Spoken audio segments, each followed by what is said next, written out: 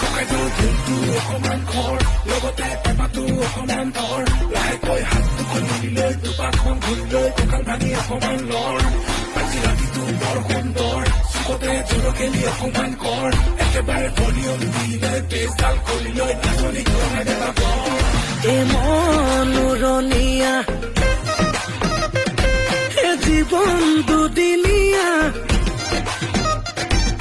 ৰৈ ৰৈ কোনো লাভ নাই এ ৰাতি কেনে